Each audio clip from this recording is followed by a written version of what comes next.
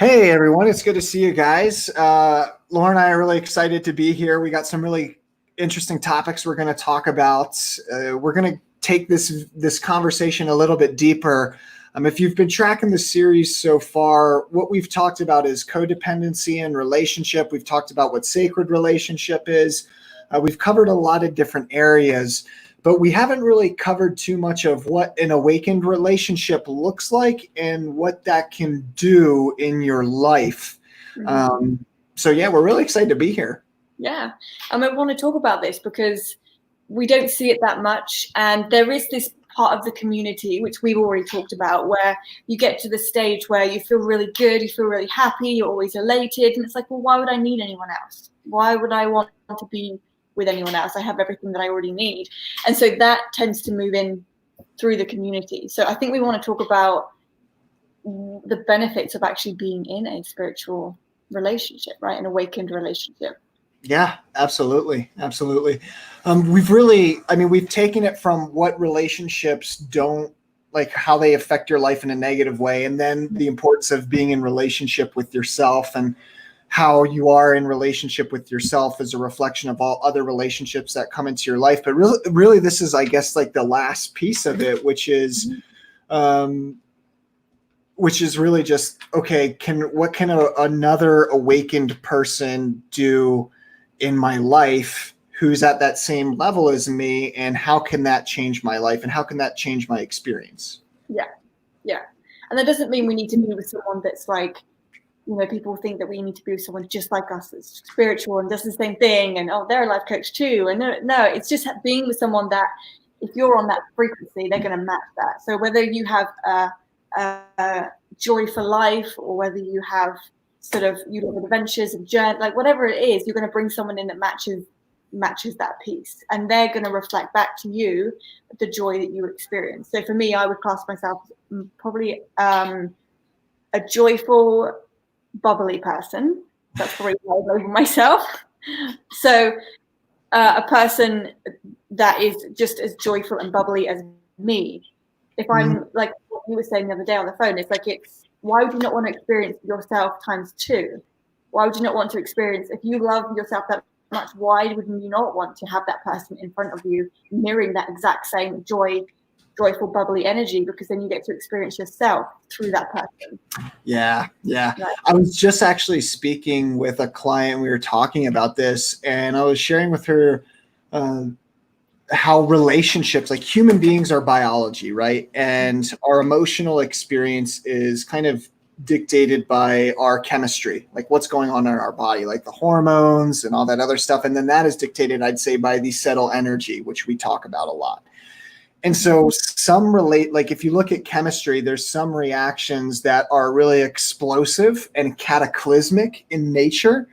And they actually, like, we call them a catalyst, so like a certain connections are catalysts, and they allow a explosion to happen. And then some other chemical reactions are, I can't remember the chemistry word for it, but they basically fizz out. They're like stabilizers. They actually crash the connection. And so really, I think being in a certain type of relationship, once you've established a healthy relationship with yourself, those next relationships they have the potential to be cataclysmic. They actually have the potential to magnify those really great qualities of who you are and how you show up, and they can magnify your experience of life.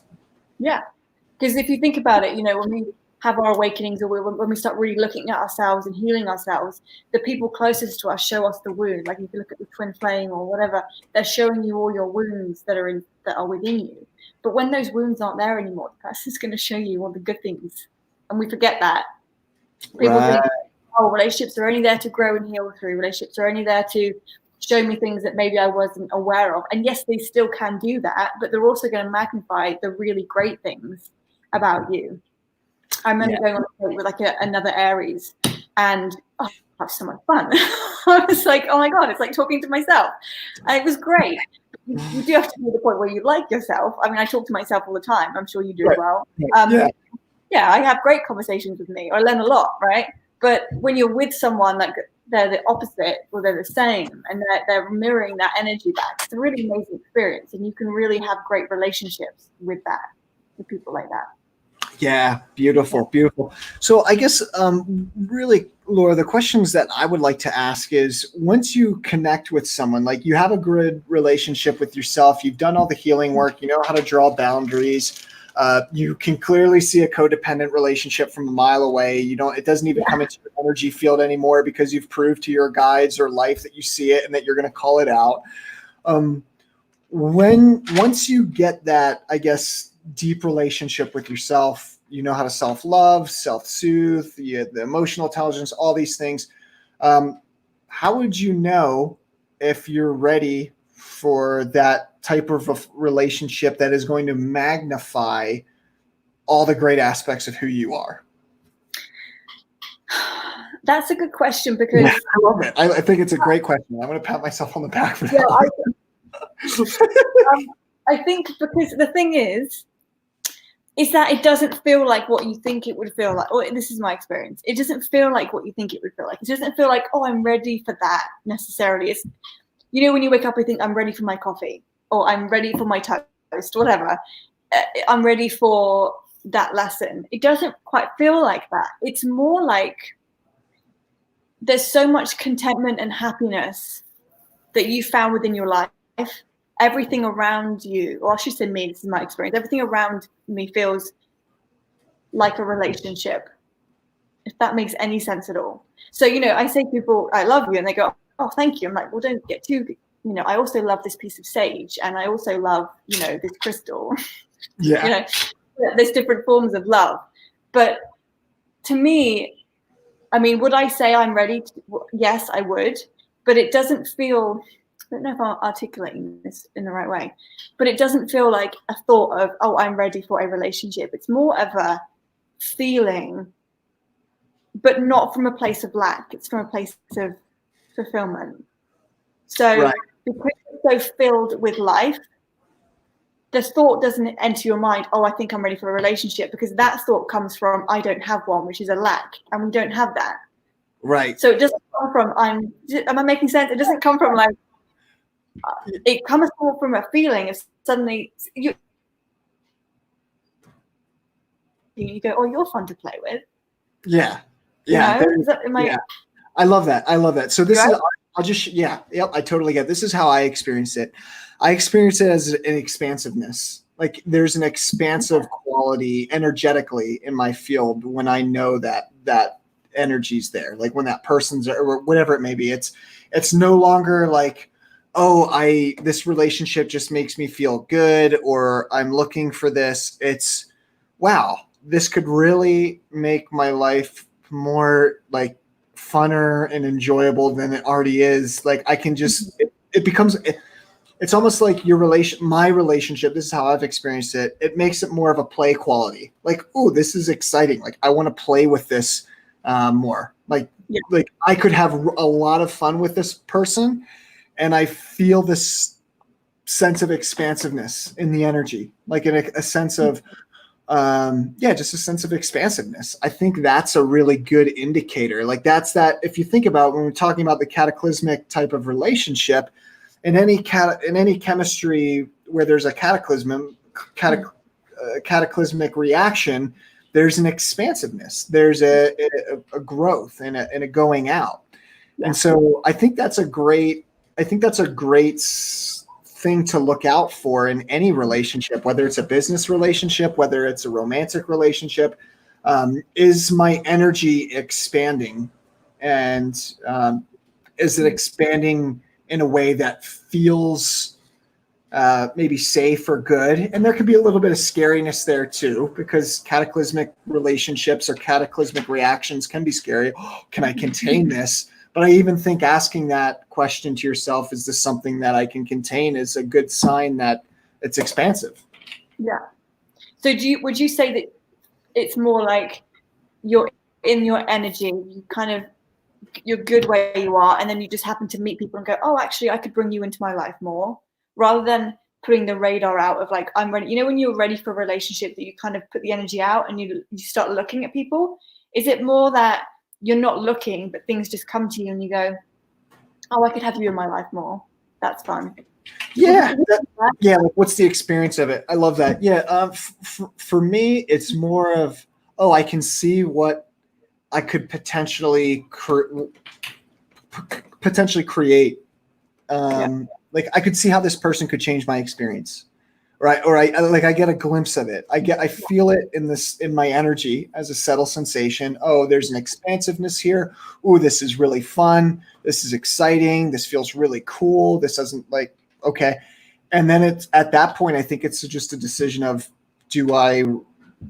how do I approach it? Or do I want to, what is it?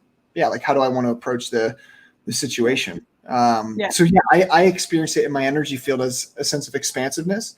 A sense of possibility and a sense of adventure and like excitement. Yeah. And that's it. Like it's like, cool. This is adventurous. This is exciting. This is something wholly different. And there's an expansiveness. Mm-hmm. And would you say that brings a sense of ease? Because, we've interviewed a lot of people about relationships, men, women, different dynamics. Would you say that those things apply? Because, it kind of feels, when you meet these people, it kind of feels like they've been literally put there on your path. Rather than you have to look for people, they're literally placed on your path. So would you say there's a sense of ease and gentleness and just... That's a great question.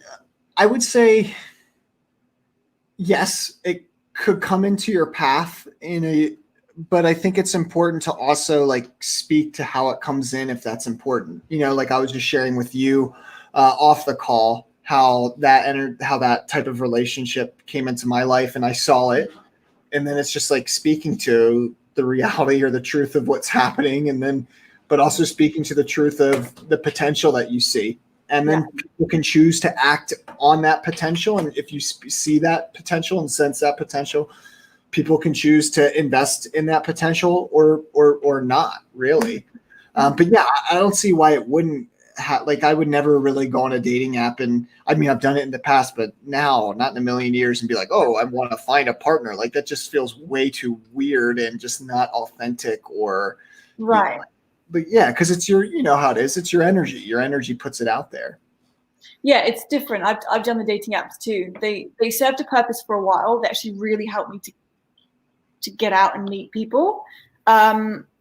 I wouldn't necessarily do it now because I don't want to speak to lots of people. I just want to be on my own. And then if someone wants to speak to me, they can find me. But I think they serve a purpose for everyone at some point, I suppose. But there's definitely something about an awakened relationship and meeting someone. There's not this sort of attachment because you don't needing and wanting something is very different. If we need something, the idea of not having it makes us feel like we can't breathe. And that's really an unhealthy attachment, whether it's tea, coffee, whether it's drugs, whether it's men and women, whether it's whatever, the smallest thing. If we feel like if that's taken away, I don't know who I am, that controls you. Mm-hmm. But when we are in the driver's seat of our own life, then you can meet people and you can sort of have different experiences.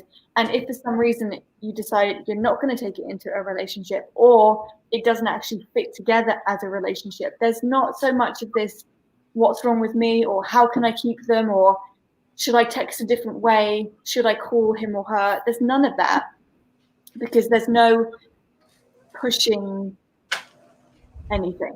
I can't force anything into my life. I wouldn't be able to force a relationship or anything. Right. Yeah. What I'm hearing there, Laura, is it's coming from the being state that this is who I'm being, and whatever I bring in from this being state, that's what I bring in. And and the great thing about that is when we're living in that being state and we bring people in from that being state, there's no masculine thought of, okay, I need to craft it this way or need to strategize. It either just works or it doesn't. Mm-hmm. Because you're in your being state. There's nothing. It's like, look, here I am. Here's the fullness of who I am. This drops in. If it explodes and it's a catalytic, cool. If it's not, fuck it.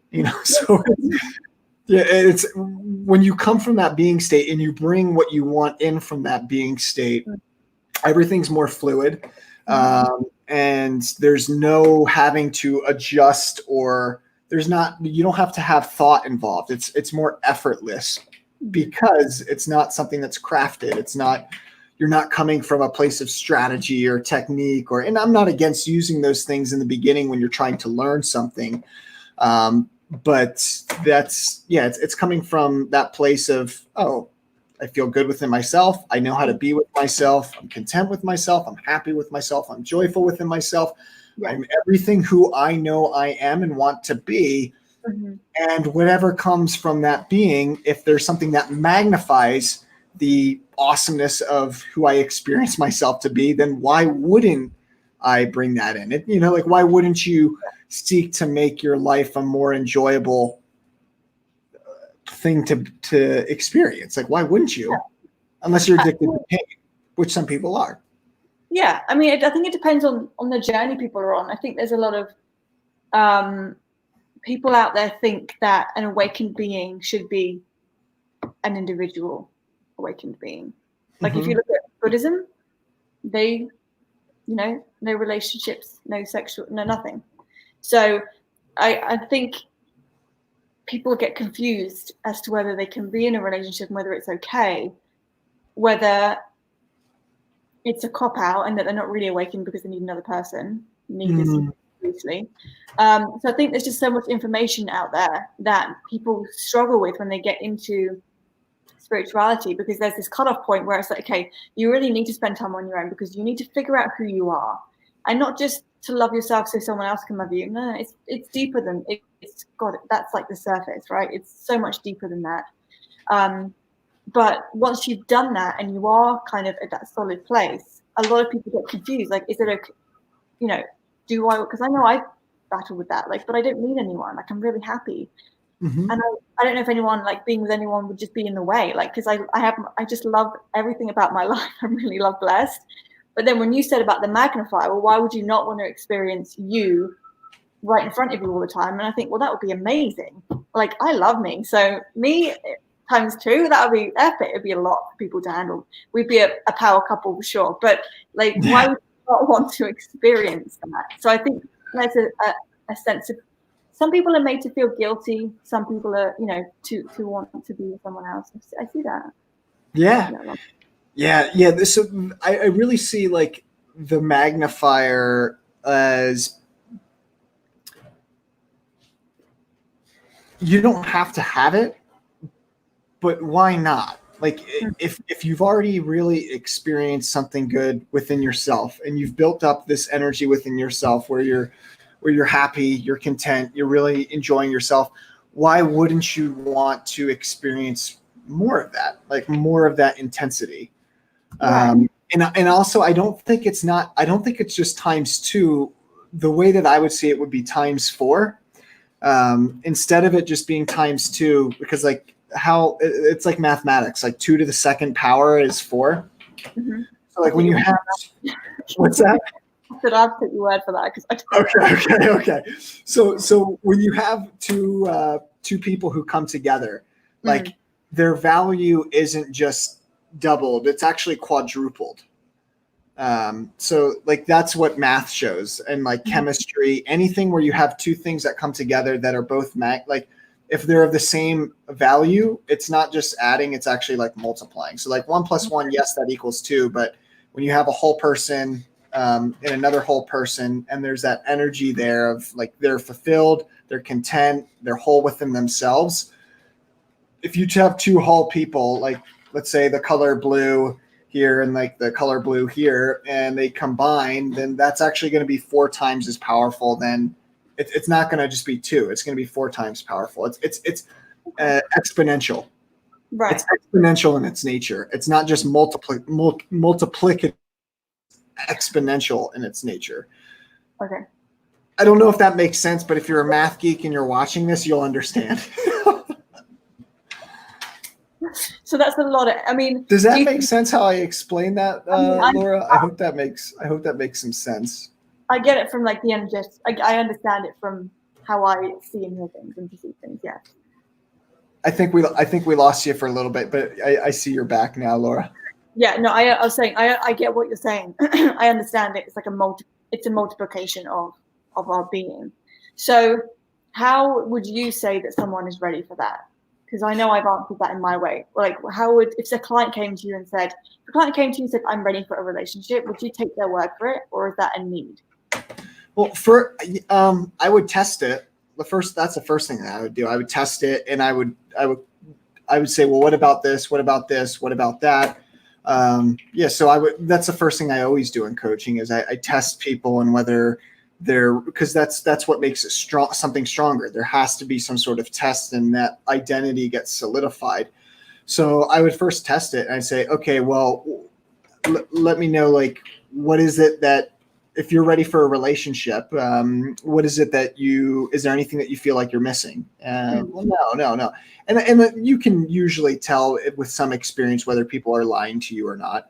So I would just ask them questions. I would just test them. Do you feel like you're missing anything in your life? Are you financially stable? Are you, look at all the things. Like human beings, most of our behavior is actually really situational. Like all the research supports this, and all my self-reflection supports this as well too. So like if you have, it's like Maslow's hierarchy of needs. If you have your financial needs taken care of, but you don't have your emotional needs taken care of, then you're going to seek a relationship that gets you emotionally fulfilled. But if you're emotionally fulfilled, but you're not financially stable, well, you're going to be attracted to people who have wealth, and it'll just like your actions will revolve around that. Mm-hmm. And so I really think I would look at the person in their life. Are they emotionally stable? Are they financially stable? Do they have the capability to be in relationship? Because relationship is a skill. It's not just love is not enough. I know we hear that in the culture all the time. Love is enough, but no, that's not true. It's not true at all. It's a great thought, and it's a great feeling, but it's certainly not enough. So there's a lot of other elements that play into it. So I would take a stock of their life. Hey, what's your financial situation look like? What's your emotional situation look like? Are you able to self-love, self-soothe? Are you able to do that for another person? Because human beings, like everything that we set up in our life, we set it up to have a need be met, and there's nothing wrong with that. That's just the reality of how life works. Every human beings are walking needs. Like they just have needs. Once you give all those needs to yourself and you know how to fulfill those needs for yourself financially, emotionally, that's a perfect point where you can I think that's the best place to build a relationship from a place of want. Oh, I don't need this person to fulfill me emotionally. I don't need their money. I don't need their security, their financial security. I trust myself to create my own wealth. That's like, you're building up you're building up the relationship to be what's the word? Not durable, but it can't be affected by anything because you've already built it from that place of I have everything I need. Mm-hmm. Does that make sense? Like some people, they might come together in a relationship, but let's say one individual doesn't trust their ability to create wealth or to financially sustain themselves. Well, that's going to play out in the relationship inevitably. Yeah. So do you think someone needs to have all those areas of their life completely fulfilled before they can get into a relationship? Or a conscious relationship? I would say that if you want to have the most enjoyable experience, then yes, you should. Absolutely. Because if not, then that's always going to be in the background. Like I can remember at one point in my life being in a relationship and not trusting my ability to create wealth. And that played out into the relationship. That made me latch on. And like, that's looking for your security in something outside of you. Yeah. But when you trust yourself, when you trust yourself to create wealth, when you trust yourself to emotionally self-soothe, when you have all those abilities, those other aspects can't play out into the relationship. They're not added stressors. You know, when I was talking to Jody, I had Jody Aman on my YouTube channel a lot earlier in the week, and she said the self doesn't happen in a vacuum, meaning that what we call as myself as an individual is how we connect to the environment. Like that's what the self is, how we think, how we feel. That is directly connected to our environment, the people that we're connecting with, the people who we are. So the self is a product of the environment. And if you haven't built up security for yourself financially, if you haven't built up emotionally, like emotional skills, relational skills, communication skills, if you haven't built up those parts of yourself, then the relationship is going to be affected by those variables. Yeah. Does that make sense how I share that? Yeah. Yeah, because I see the areas that we're talking about, like financial stability is a really good example. It's an area of money is abundance in paper form. Yeah, absolutely. So if we struggle to manifest money and bring in money, that's a part of our abundance that we haven't yet tapped into. And if we don't have that, we're going to look for it in someone else. And the same when we meet other people, right? If people go, oh yeah, I'm doing really good, I'm conscious, I'm awake and happy, but you look around them and you go, but you never have any money and you eat food that isn't really food. So something's missing, right? I don't take people for their word. I watch their actions and I look at their entire environment and then I check it out. Yeah, look at the patterns. Yeah. Yeah. So I think that I'm not saying everyone needs to be millionaires before they get into a relationship, but knowing that they can create their own wealth, knowing that they can do something with it, they can invest it, or they can buy things with it, create more abundance, or whatever it is that they want to do, it's just an extension of ourselves. So having all those areas covered, I think, is really, really important. And money is a great example because no one seems to have any money at the moment. I've been getting loads of emails from people saying, Laura, I can't afford this, I can't afford that. And I just think we're at a time where people should have money by now. Their abundance. Right. Well, and I think this is important. If we're aligned if you're connected to the earth, you can't not have wealth. Like if you're connected, like you are a part of nature. And so when you're in your own, when you're connected to nature, to life, to earth itself, you can't not have money because that money is nothing more than it's nothing more than a product of your connection to earth and service.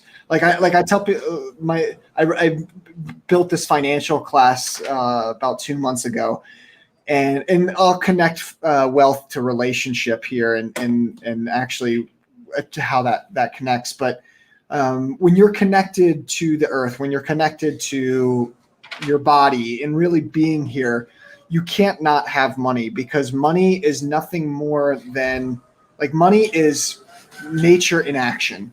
Like it's energy in action. When you look at a farmer, like how does he create money? He plants seeds, he waters those seeds, the tree grows, he cuts down the plant, crops grow, he sells the crops. Like that entire process is money or wealth itself. Mm-hmm. And so if you're taking action on a daily basis or you're connecting with people, you're serving the world in some way, you can't not be making money. And so many times I'll talk to people, like if they're depressed, I'll ask them if people are depressed, it's either one, they're taking too much action, or two, they're not taking enough action. Yeah. Like you can't not be, if you're in balance, you're creating wealth, you're making money. End of story. Yeah. And it's finding the middle way, right? That's the Tao, the middle way. Right. The middle way, the middle path. But here's where it connects to relationship. Wealth is root chakra level energy, and relationship to another human being is root chakra level energy. It's the same connection. Mm-hmm. And so there's this interesting connection between the quality of your relationships with human beings and how much money you're creating. If you feel safe financially, you are able to have better relationship. The quality of your relationships will be better, I promise. Now that doesn't mean you have to like be a millionaire or something like this, but if you trust your ability to create wealth and you have that healthy, wealthy foundation, you will have higher quality relationships. And all the research supports this. I was reading a study the other day where it says individuals who make at least $100,000 a year, they have higher quality relationships, because then it's not a stressor. Like people, if money's not coming in, people get nervous and worried about their survival, and then that plays out in the emotional connection, because the root chakra level energy is connected to the heart energy in our nervous system. Like when your sexual organs are stimulated, your heart is stimulated as well too. And so those life energies that run through your heart and through the root chakra or your reproductive organs, there's a deep connection there. That's why people always say, follow your passion or follow your heart and you'll make a lot of money, or you'll make money. And that's true, like, because your heart and your root chakra level energies are directly connected. Yeah. I mean, look at Gary Vee. That's all he teaches. Whatever you want to do with your business, as long as you love it and you have passion, keep doing it. You'll make money. It's not about what it looks like or anything. It's about your passion for it. And if you lose passion for it, then do it in a different way or do something else, because the passion and the love for it has to come through. That's exactly. Most people are working for other people, working for companies, or they're working for others who don't care about them. I think it's self-employed, to be honest. It gives you your freedom to earn, and it gives you your freedom of time. Absolutely. Yeah. And I was just, and there are businesses, there's this term called the intrapreneur, not the entrepreneur, the intrapreneur. And the intrapreneur is those types of businesses whose business models do thrive on the entrepreneurial lifestyle and give you the time and the flexibility and freedom and pay you. So there is that kind of middle ground there as well too. But I'm sorry, I didn't mean to cut you off, Laura. I apologize. No, I was going to say, I remember when I was about 18 years old, I was working at a pub, and the chef came up to me and he said, "What does you and your boyfriend argue about the most?" And I couldn't really answer it.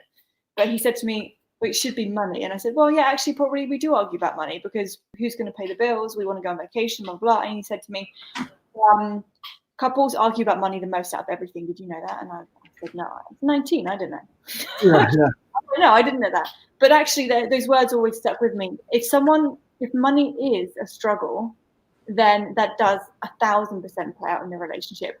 I've been in relationships because I'm blessed and that I'm financially stable, and I've dated people that are very financially stable. And it means that if we want to go away for a weekend, no questions asked. We go away for the weekend. Simple as that. If we want to go out, if we want to stay in, whatever we want to do, we get to just do it. There's no, oh, I don't know, we've got to give a bit of time, got to save money, or I don't know. The relationship becomes more free because of the abundance of the wealth. And that's what I think. That's exactly it. That's exactly it. Yeah. So it's really important to have that stable foundation, that root chakra level foundation. Yeah. Cool. Well, Laura, I want to ask this question. So let's say that you have that financial stability. The other individual has that financial stability, and that's magnified. Like that there's that magnification of the relationship. You see that their energy brings out the better qualities of you. You bring out the better qualities of them. Where does it go from there? I can't really answer this because I haven't been past that phase, but where do you think it goes from there? I think it's going to depend on each individual, but I think it pans out to whatever that individual truly desires, that's where it goes. Mm-hmm. Because if that person truly desires a family, that's where it's going to go. If they truly desire to build a business with their partner, that's where it's going to go. Because if you can manifest someone that is on the same frequency as you, they're going to want the same things as you. So if you want to go and be like me and build a treehouse in the rainforest and disappear for the rest of ever, then you're going to bring someone who wants to do that. If you want to build a multi-million-dollar business with someone, you're going to bring in someone that wants to do that. So it's whatever you truly want to create with your life, I think, is where it goes. With the relationship, everything tends to just click into place. It doesn't mean it needs to click into place right away, but if there's a mutual understanding as to where you want to be with that person, and that person wants to go to the same place, you're going to be able to build that together. It's like one person only likes to eat soup and the other person only likes to eat steak. you're going to be cooking 2 meals every night and it's exhausting. You want to be wanting the same thing, right? But if one person says, I want to have steak, but actually I prefer to have soup in the future, can you teach me how to want soup? Then it works, and vice versa. So I think it goes wherever you want it to go, to be honest. I really do.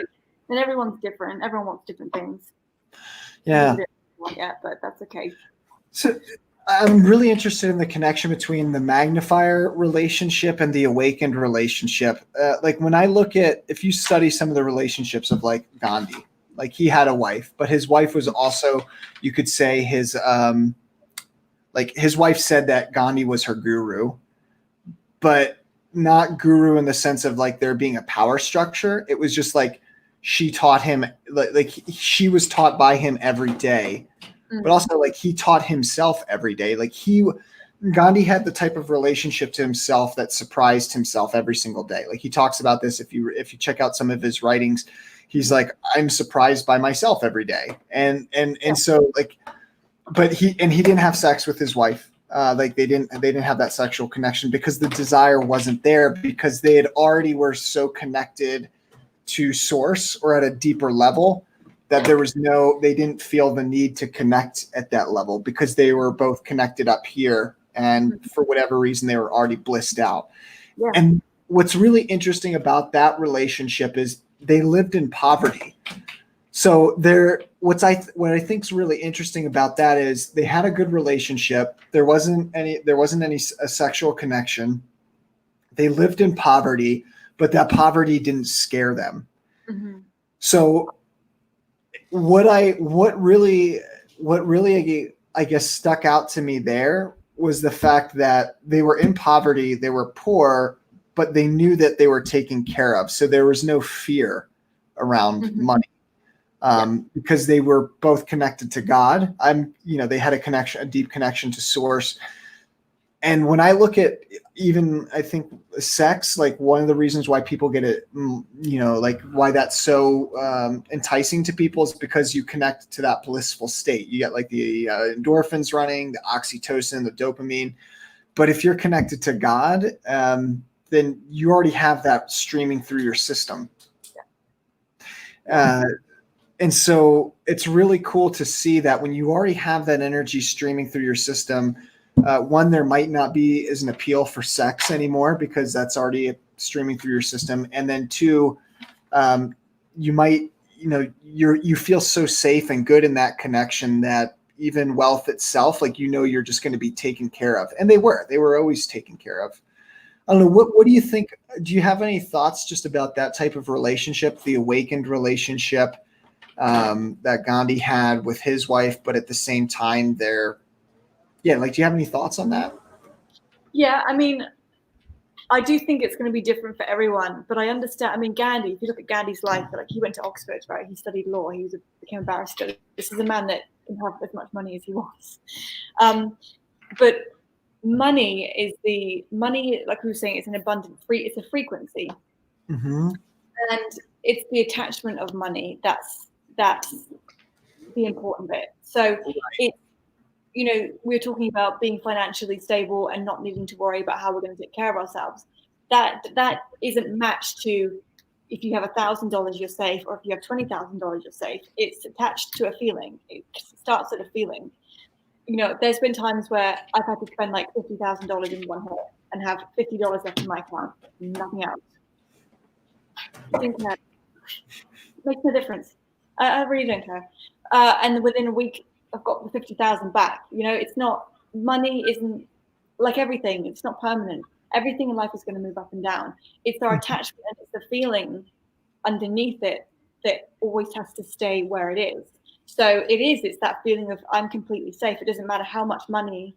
People spend their lives building their bank accounts. They want it to get bigger and bigger and bigger, thinking that they're going to one day get to a point where they feel totally safe. And then they lose it, and then they realize, well, it was all an illusion anyway. Well, it's a number, and it's a number. So I think that relationships like that, they were connected to source to a degree, and they didn't need the external environment to show Because if you think about it, you have people that live in these massive mansions and there's only 2 people living there. It's like, it's for show to a degree. I'm sorry, but it is. You don't need that much. I mean, and that's not being humble. I'm not saying everyone needs to go and live in a shed, but what I mean is it's about being humble as well. Mm-hmm. And having no greed. That's greedy. There are people that need that space and you're taking it all for yourself. There's no connection to, hang on a minute, there's other people in the world. Mm. So when you look at someone like Gandhi, to me, it's like, we're not going to take up too much space. They stay in their humbleness. There's humility there. There's also no ignorance. And a relationship like that can thrive because they already have everything that they need in connection to source. And they can see it through each other, but they're mainly connected to source.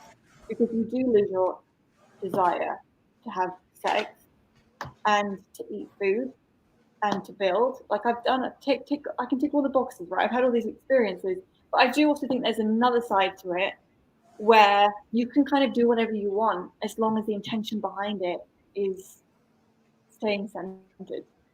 So, Right.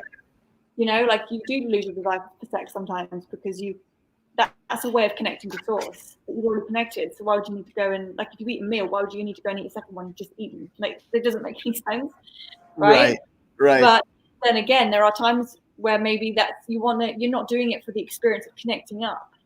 You're doing it like the magnifier, and it's a different thing. So I do think ways of looking at it. I think you can connect in that way and experience source in a different form rather than what we're used to, So I just think, I mean, that's a huge topic, but it's actually a place that I like to live my life from being a place of being humble. I don't need anything. I have minimal things in my house. I paint my own pictures now, apparently. I have 2 bowls, 2 plates, a set of cutlery, and a cup. Like, I don't need anything else. Someone else, I don't need it. So it's not being distracted by things so that we can stay in connection to who we are. People distract themselves, right? Absolutely. Beautiful. Yeah. And like, that's I think the value of the magnifier relationship is that it's not necessarily that it's adds anything to your life in the physical sense. It adds to your experience of life. Like that's really ultimately every human being does things for an experience, whether we recognize or a feeling. Oh, this makes me feel good, or oh, I like more of this, or I like getting that. Like it's the feeling that drives everything in the world. It's the emotion. If you don't feel good and it's like exhausting and you're tired, well, you're going to have a hard time doing anything because the feeling is what's driving your movement through physicality. And so I think if you're in a relationship that reflects back to you the best parts of yourself, that would just reemphasize those emotions, those really great emotions that you experience on a daily basis, and allow you to feel more of those, which would naturally generate more movement in your life because you're experiencing more of these more intense emotions. I guess if that makes sense. Like, I know for me, when I'm connected to an energy that feels good, that's enlivening, that's exciting, the best parts of myself that I'm excited about, like, oh, I like this part of myself. And now I embrace all aspects, dark, shadow, all of it. But you know how it feels when some people, you'll be in their energy and you'll see it doesn't bring out the best qualities of you, or it lowers your energy or something like that. And now I'm sure I know you don't, Laura, and I know I don't. Like, we don't hang out with those types of individuals anywhere. Only people that I do is like with my family, and that's very limited. And I draw very clear boundaries as soon as they start taking it in that direction. But really, I think the magnifying relationship is if that other person brings out or emphasizes a quality that you really enjoy about yourself, or that you see is really helpful for the world or excites you, pulling that out is what I think makes that a magnifier relationship worth it. I mean, it's like a magnifying glass. It's like, you see the sun and it's great. It's doing everything that it needs to be doing. But then, we put up a I don't know, so a magnifying glass to something and you focus the sun and it's more powerful in some way. And does that metaphor make sense? And I hope that serves. Yeah. And I think that's why it's different for everyone, because whatever someone feels is where they're at and what they really desire, they're literally going to see that in another person. So you can have a couple that are sat eating lentil soup, sharing a bowl of it because they can only, like, that's what brings them joy. They're happy. And you can have another couple doing something the complete opposite. It doesn't mean one couple is happier than the other, because they're always being reflected back who they are or what they need, what their desires are. Mm-hmm. So it's not the external, it's the internal, and it's that person literally, the things you love about yourself the most, they're literally magnifying that back to you times 1,000, whatever you want times it by. So you get to experience yourself through another person in a positive way, rather than going through the awakening thing. Twin flame relationships, they show you the wounds, they show you all the things that you think, shit, didn't know that was there. You go through all of that stuff, and then what's on the other side is that you get the opposite experience. Suddenly you meet someone and go, oh my God, I love that about them, I love this about them, I love that about them. And it's because they hold all the same things that you hold within yourself, and you're getting to experience that times 10, times 1,000 through that person. Cool. I love this. So then, Laura, what is the opposite of the twin flame experience then? I think that's such a cool question, because the twin flame experience is like, oh my God, this person, I feel so good around them and I just want to be around them all the time. But it's really like to show you to love yourself and to all those things that person does for you to do for yourself. So what would you say would be, like, is the magnifier relationship, I mean, could you say that that's the opposite of the twin flame experience? I guess, like, you've set yourself on fire. You're on fire with yourself. You're on fire passionately. You're doing what you love. You trust yourself, all these great qualities. And now they're just more fuel to the fire that you are, or I don't know. What do you think? I would say it's the same as the twin flame relationship, except this time it's real and it's not an illusion, and it's long-term happiness, not short-term happiness. Because the twin flame, because I mean, I have to really think back now, because this was like 5 years ago I met mine. I remember being so happy, blissfully happy, but it's not real. It's an illusion, and it's short-term. And you go through Facebook and think, oh, I feel really good because they text me. I feel really good because they've spent 3 hours with me today instead of 2, whatever, right?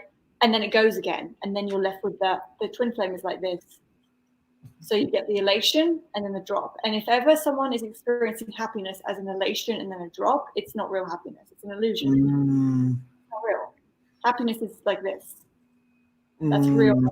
Long-term steady happiness. And this means that it doesn't matter what's happening around you, you're just going to stay as you are. Whereas in the twin flame thing, all these things affect you. It's a short-term happiness. Something happens, you go up, and then it gets taken away and it goes down, which means if it can get taken away, it was never really real in the first place. Because everything that's real can stay, I believe. So it's kind of like the twin flame relationship, but it's like the 10% part that you really enjoyed, except this time it's real.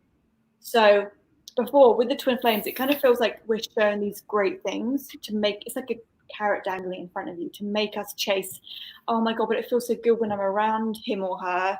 So if I do this healing, then that will help us be together. If I do this, that will help us be together. Because you're trying to reach this feeling. So, and you're trying to keep it. Whereas in a awakened relationship, you get to keep it because it's real. It's not an illusion. But the great thing is that you don't need it. To twin flame thing, you need it. You can't live without it. That's why I get so many emails still, people saying, I want to be with this person. Even though this person doesn't even know they exist or is married to someone else or whatever, they still live in hope that person's going to show up because it's an elated happiness. Because the truth is that if I say to that person, okay, so how do you feel if I say to you, you're never going to be with them? They don't know how to cope. It's not real happiness. Right. Something makes you sad when it's taken away. It's not real happiness, right? That's not it. So that's what I think. I think it's a higher energy of happiness. Like if I think about how happy I was in the good times with me and my ex, it's like that times 1,000. I mean, God, if I took myself now back to my happiest moments with him, they'd be boring. I've outgrown that a long time. You would have done too. So it's those happy moments times 1,000, but they can't be taken away from you this time. They can't be taken away because it's already within you, and something that's within you can't be taken away. But before it wasn't within you, it was on the outside. It keeps getting snatched away all the time, and it's not through your control, it's through someone else's. It's horrible. Yeah. Well, Laura, can you think of any examples of individuals who are in like magnifying relationships that you'd say, like people, like maybe celebrities or like anyone who's an example of a society where they're content with themselves, they feel stable with themselves, they have everything that they need, and you can see that their relationship is like a magnifying relationship. They're not taking away from one another. Yeah, I have a friend in Australia. He's a healer. Him and his wife are a great example of that. Yeah. Celebrity wise, Esther and Jerry Hicks, they had it. You didn't get to see them much outside of their work, but the energy of those two, they definitely had it. But I can't think of anyone else that I can see, because I know that I even see, pictures of awakened couples online, and the energy of it isn't really what it looks like. So I don't know. Do you know? They're the only two couples I can think of off the top of my head right now. Yeah, the only I don't think they're. I don't know. I don't think they're married anymore. But the best examples that I thought of was like Will Smith and his wife. Oh. They were together for really long. They were together for a really long time. Yeah. Harrison Ford and his wife, I think they've been married for like 35 plus years. Like you see that they carry a happiness. They don't need each other. They want each other. They add to each other's lives exponentially. I even think of Mr. Rogers and his wife. Mr. Rogers obviously passed away, but if you look at Mr. Rogers and his wife, they had a very complementary relationship in the sense that they added to one another's lives, and neither of them were coming from a place of need. It was just like, even when I think her name is Wilma Rogers, maybe when they interviewed Mrs. Rogers, they asked her, why were you attracted to Fred? And she said, well, he was kind of a weird guy, but I knew that he was a respectable man, and I trusted that, and he made me feel better. And like that was her determining quality for why she married him and why they stayed together for so long. It was just like, well, I didn't need him, but he was a trustworthy person. I felt good around him, and it just made my life better. And then when you look at Mr. Fred Rogers' relationship with his wife, like he would do things for her that he knew she would love, and that made him feel really good. Like he would do things that she knew that she would get excited about, and that excited him. And I think that's what magnifier relationships do, is they like what would typically feel like work or effort. It feels really good, and it feels really exciting to do. Yeah. And that's usually how it usually works in like the beginning of a relationship. Like, oh, I love being around this person. And then that kind of fades over time.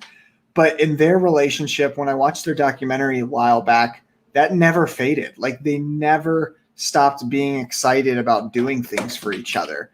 Mm-hmm. But like, that's what I'm talking about when I'm talking about that cataclysmic type of relationship, that chemistry. Like if that chemistry is there, like, I don't think we can really necessarily know who is going to evoke that type of energy from within us, where we're actually excited to work for them or show up for them in a certain way, and where that just continually fuels itself. I think that's why it's important just to get out there in the world and be at least open to that once you've come to a place within yourself where you do feel safe and secure and have those qualities. Yeah, that's definitely it. Because I think I remember someone saying to me once, or someone I was dating once, saying about the honeymoon period, and they're like, it has to end sometime. And I said to him, my relationships don't do that. I don't have a honeymoon period. They start high and they continue to stay high, or at least I do. If you don't want to keep up, then go somewhere else. plenty of other women that will go down there with you, but I'm not one of them, right? So I just think that these honeymoon periods are because people are so desperate, they really miss, like they need someone, or they just really want to be with someone, and they meet, and it's like, oh my God, this is great. We see only the good qualities at the beginning. Oh, he matches that bit, and he does this. They don't really take on the full picture of a person. And then they start realizing, oh, but they actually do this and they actually do that. And then they start focusing on the lower qualities of that person rather than accepting them. I think when we accept ourselves fully as a whole, we embrace it, and we accept someone else fully as a whole, wherever they are in their life. And if we choose to have them with us, then I believe that we can stay in that higher energy, because I live in that. My whole life is a honeymoon. Like my whole life is a vacation. I've never needed a vacation in the last, I don't know how long, because I'm on one. This is my life, but I made it like that because I'm happy, and I'm happy with all my choices and all my decisions, and I don't, I'm not that apology. And I think if we're all in that place, the relationship's going to be the same. Right. Yeah. Not. Unless there's some wound that we haven't dealt with yet, right? Like a father wound or something, abandonment wound, rejection wound. Unless that's running under the surface somewhere subconsciously, there's no reason why we shouldn't bring in a relationship like that. Like what you, Mr. Rogers, like no reason why we shouldn't be able to do that. And if you look at Will Smith and Jada Pinkett Smith, like I didn't know they were divorced, but I could be wrong. I thought. I don't know. I don't. I don't watch TV, and I don't go on. But I just think they were always a very awakened couple. They knew that there was going to be things that they had to work through, but they were on the same team, and they were willing to do that together, and family, and teach them to do the same thing. So they're actually a really great example whether they're together. Even if they're not together, they would have done it really gracefully. I can tell you, like they totally would. So, I just think it is out there. It's possible. I think we have to believe it. I think we have to know we deserve it. And I think the longer we get to know ourselves and stay in the center that we are, anything that comes in that pushes us out of the way, we can either decide whether it's us or that or someone else. That person keeps trying to push me off my center. I can't have that person in my life. Or that person keeps showing me something that's in myself that keeps knocking me off my center. I need to work on that and heal it. And then I'll stop seeing it reflected in them. And if they were there just to show me that, they'll go. And that's fine, because there's nothing, no permanence. Yeah, beautiful. Yeah, Laura, I love what you shared about you're saying how some people, they might try to like dim your light almost, is what you're kind of saying. And like, that's where I got the whole concept from, because I was talking to another client, and I remember I asked her, I said, do you feel like you have to dim your light around other people because you're worried about triggering and intimidating them? And she was like, yeah, that's exactly it. And then I thought to myself, well, if we feel like we have to dim ourselves around some people because we're too powerful, what type of relationship would actually magnify or brighten our energy? And like, that was such a cool concept that I thought like what qualities of a person just allow us to like do the opposite instead of dimming, Yeah, like that's really exciting to think about. And I think most people, I know for me, for the longest time, up until within the last year, I didn't think that that thought had never crossed my mind as to, oh wait, there's actually some relationships that if there's been relationships in the past where they dimmed my light, like why wouldn't there be relationships that fuel and turn up my light? Totally. And that's going to come from within our own selves, right? Because I've done this, you would have done this too. You dim your light because why? You want to keep that person with you because you don't want to be on your own, or because whatever. For me, I didn't want to be on my own. I was like, I'll just dim my light because I don't want this person to leave. Don't leave. Whereas now it's like, this is my light. And I actually know 9 times out of 10 people don't like it. And I had to go through a whole phase of getting over that. Like, it made me really sad because I'd meet people, get relationships, and my light was just too much. And it's too much. Literally, like, if you're a bright light, any wound, same with everyone, any wound that you're carrying, any bright light, whoever they are, they're going to show you all the corners of you that you haven't even begun to look at yet. And so if you meet anyone and you're a bright light, you're going to hurt them. And that's not a good feeling. But you have to kind of go through that, and then you get to the other side where you're like, well, this is just who I am. And when you acknowledge that you are, and you know that there's no dimming that light ever, then you'll be able to attract someone that can stand in it and shine just as bright.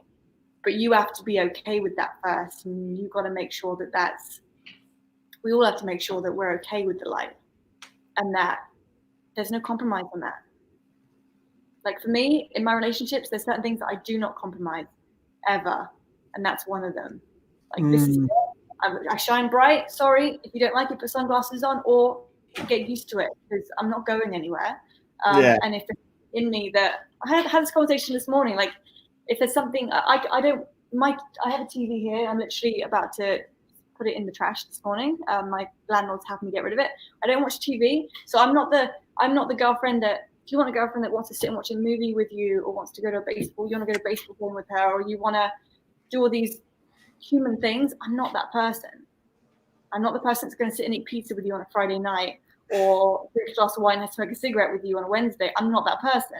But people want that. So for me, because I'm so different, my light's different as well, that triggers people. And at first you go through this phase of like, oh, I'll just try and be like everyone else.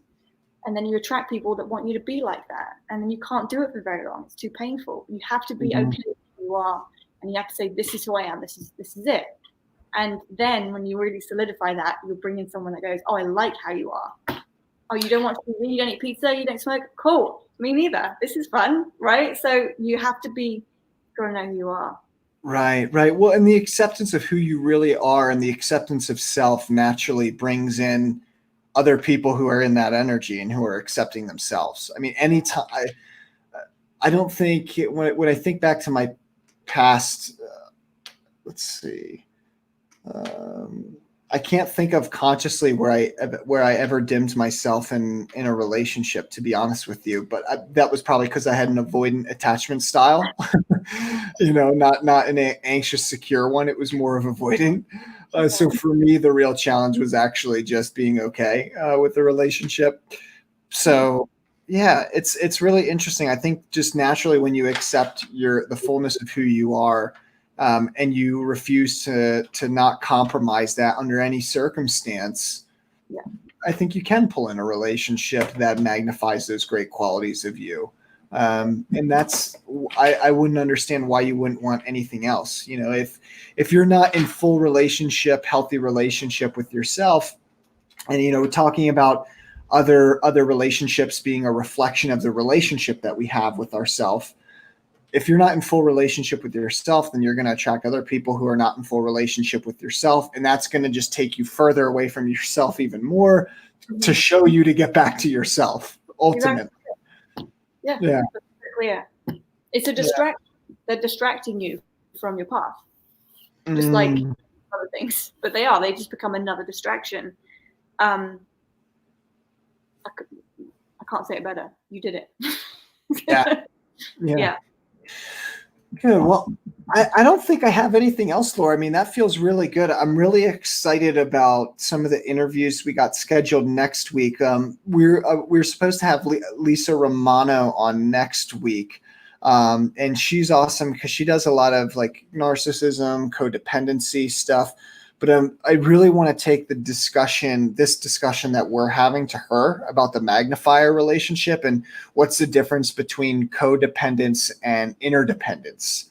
That's really interesting to me because every human being has needs and wants. But once we fulfill all those needs within ourselves, I think that puts us into a place where we can actually have the capability to being in an interdependent relationship and one where our light does get brighter. So I'm really excited to have her on, and I think that's going to be really good. Yeah. Is there anything else, Laura, that you want to add? I don't have anything else other than just I'm really excited to explore that conversation. Yeah. No, I hope everyone connected with that. I mean, I think we talked about loads of different things. So hopefully someone found somewhere they can connect in, whether it was at the beginning, middle, or the end of the conversation, because I feel like we kind of went everywhere, which is really cool. So hopefully everyone kind of understood that, and I hope it helps people. Yeah. Yeah. Beautiful. Well, guys, that's all we have for this time. Laura and I will be having that interview next week. That's going, I believe, next Monday. If you want to check out the schedule, the link is right there in the description box below. Feel free to sign up for our relationship series. We've been doing the Sacred Relationship series for the past 2.5 months now, and we still got about a month and a week left with it. So if you guys want to check that out, please do so. Also, we're doing the Sacred Relationship course. The link is there. We'd love for you to check that out as well. If you guys have any other questions, thoughts, if you guys want to sign up for live coaching, please feel free to do so. All that stuff is right there in the YouTube description box below. And that's all we got. We look forward to seeing you the next week. Thank you. All right. Thanks, guys. We appreciate you being here.